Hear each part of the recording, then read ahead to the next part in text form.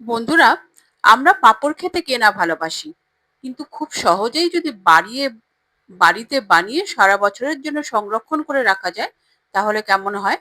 তো সেরকমই আজকে একটি পাঁপড়ের রেসিপি তোমাদের সঙ্গে আমি শেয়ার করতে চলেছি। বাই দ্য ওয়ে, আমি দীপালি, তোমরা দেখছো তোমাদের চ্যানেল মায়ের আদরে রান্না। আজকে আমি তোমাদের সঙ্গে শেয়ার করতে চলেছি আলুর পাঁপড় রেসিপি। বাজারে কিন্তু এখন অনেক সস্তা আলু এবং প্রচন্ড রোদও উঠছে। তো আলুর পাঁপড় কিন্তু আমরা খুবই সহজে বাড়িতে বানিয়ে ফেলতে পারবো। তো দেখো, এর জন্য প্রথমে আমি নিয়ে নিয়েছি 2 কেজি আলু। আলুগুলোকে আমি প্রথমে ভালো করে ধুয়ে নিয়েছি এবং আলুগুলো এবার আমি প্রেসার কুকারে ট্রান্সফার করে দিচ্ছি। প্রেসার কুকারে দিয়ে দিচ্ছি জল, যেন আলুগুলো ডুবে যায়। তো সেই পরিমাণ আমাদের জল দিতে হবে এবং এর মধ্যে আমি দিয়ে দেবো 1 চামচ মতো নুন, যেন আলুটা তাড়াতাড়ি সেদ্ধ হয়ে যায়। এবং প্রেসার কুকারের ঢাকনা বন্ধ করে আমি 3 থেকে 4টে সিটি দিয়ে মিডল ফ্লেমে আলুটাকে সেদ্ধ করে নেব। দেখতেই পাচ্ছ আলুটার স্টিম কিন্তু একদমই বেরিয়ে গেছে। এবার আমি ঢাকনাটা খুলে আলুটা তোমাদের দেখিয়ে দিচ্ছি, একদম কিন্তু প্রপার সেদ্ধ হয়ে গেছে। আলুগুলো সমস্ত আমি বার করে জল ছেঁকে বার করে নিয়েছি এবং এটাকে এবার আমি ঠান্ডা করে নিয়ে আলুর খোলাটা ছাড়িয়ে নিচ্ছি। তোমরা রেসিপিটি দেখতে দেখতে চ্যানেলে যারা নতুন এসছো তারা চ্যানেলটিকে সাবস্ক্রাইব করে বেল আইকনটি প্রেস করে রাখো, যেন পরবর্তী নোটিফিকেশন সবার আগে তোমার কাছে পৌঁছায়। রেসিপিটি বানানো কিন্তু খুবই সহজ, তোমরা অবশ্যই ট্রাই করো।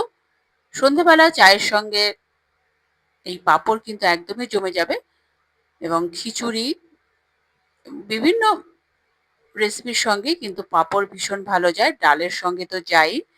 তো দেখো আলুগুলো কিন্তু এর মধ্যে আমাদের সমস্তগুলোই ছোলা হয়ে গেছে, দেখতেই পাচ্ছ। এবার আমি গ্রেটারের যে বড় ছিদ্রটা আছে সেই দিক থেকে সমস্ত আলুগুলো আমি গ্রেট করে নেব। তোমরা পটাটো ম্যাশার দিয়েও স্ম্যাশ করতে পারো। তো সেক্ষেত্রে দেখতে হবে কোনো রকম গুটলি বা লাম্পস না থেকে যায়। একদম কিন্তু ফাইন পেস্ট, আমাদের ফাইন ব্যাটার বলতে পারো, বা পটেটোটাকে একদম স্ম্যাশ করে নিতে হবে একদম ফাইনলি, কোনো রকম দানা থাকা চলবে না। তো আমাদের সমস্ত আলুগুলোই কিন্তু গ্রেট করা হয়ে গেছে, দেখতেই পাচ্ছ। এবার এই আলুর মধ্যে আমি দিয়ে দিচ্ছি স্বাদ মতো নুন। নুনটা বুঝে দিতে হবে, কারণ আগেই আমাদের নুন দেওয়া হয়ে গেছিল। দিয়ে দিচ্ছি 1 চামচ গোটা জিরে এবং চিলি ফ্লেক্স দিয়ে দিলাম 1 চামচ, এবং দিয়ে দিলাম 1 চামচ মতো জোয়ান এবং কিছুটা পরিমাণ ধনেপাতা কুচি। এবং সমস্ত উপকরণ দিয়ে কিন্তু আমি ভালো করে মেখে নিচ্ছি, একদম ফাইনলি কিন্তু আমাদের মেখে নিতে হবে। তোমরা রেসিপিটি যদি ফেসবুক পেজ থেকে দেখে থাকো তাহলে পেজটিকে অবশ্যই ফলো করে রাখার অনুরোধ থাকলো। খুব ভালো করে কিন্তু আমাদের ঠেসে ঠেসে মাখতে হবে, যেমন আমরা রুটির জন্য আটা মেখে থাকি, তো সেই রকম ফাইনলি আমাদের মেখে নিতে হবে। আমাদের কিন্তু মাখা হয়ে গেছে। এরপর আমি হাতে একটু সামান্য তেল লাগিয়ে আর একটি থালাতেও একটু তেল লাগিয়ে নিচ্ছি, যেন হাতে বা থালাতে লেগে না যায়। এবং এই আলুর ব্যাটার থেকে আমাদের কিন্তু অল্প অল্প আলু নিয়ে আমাদের কিন্তু গোল শেপের করে নিতে হবে, পরে যেন অসুবিধা না হয়। তো সেই জন্যই আমাদের কিন্তু আগে এটা করে নিলে পরে প্রসেসিংটা সুবিধা হবে। দেখতেই পাচ্ছ সমস্ত বলস আমাদের কিন্তু আলুর রেডি হয়ে গেছে অলমোস্ট।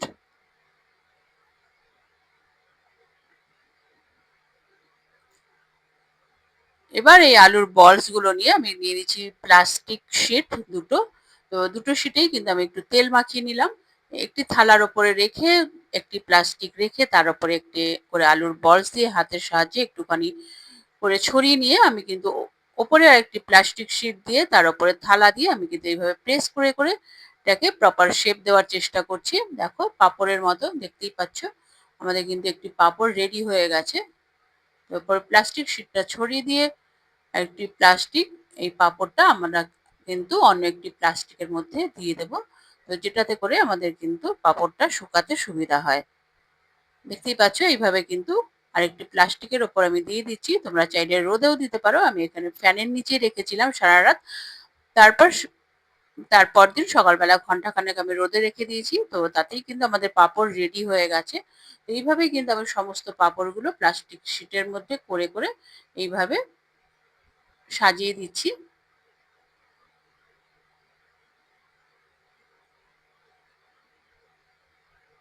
খেতে কিন্তু দুর্দান্ত লাগে, তোমরা একবার হলেও ট্রাই করো। দেখো আমাদের সমস্ত পাঁপড়গুলোই কিন্তু তৈরি হয়ে গেছে। আমি কিন্তু প্লাস্টিক শিটের মধ্যে সমস্তগুলো দিয়ে দিয়েছি। তোমরা প্লাস্টিক শিটের পরিবর্তে কিন্তু কোনো ওড়নাও ব্যবহার করতে পারো। সমস্ত পাঁপড় কিন্তু আমাদের রেডি হয়ে গেছে। তো দেখো শুকানোর পর আমি দেখাচ্ছি সমস্ত পাঁপড় একদমই রেডি। এবার আমি এটাকে তেলে ভেজেও দেখাচ্ছি। উল্টে পাল্টে আমাদের কিন্তু পাঁপড়টা ভেজে নিতে হবে। খেতে কিন্তু ভীষণই ভালো হয়েছিল। তোমরা কিন্তু রেসিপিটি অবশ্যই ট্রাই করো। এইভাবে সমস্ত পাঁপড়গুলো আমি কিন্তু ভেজে নেব।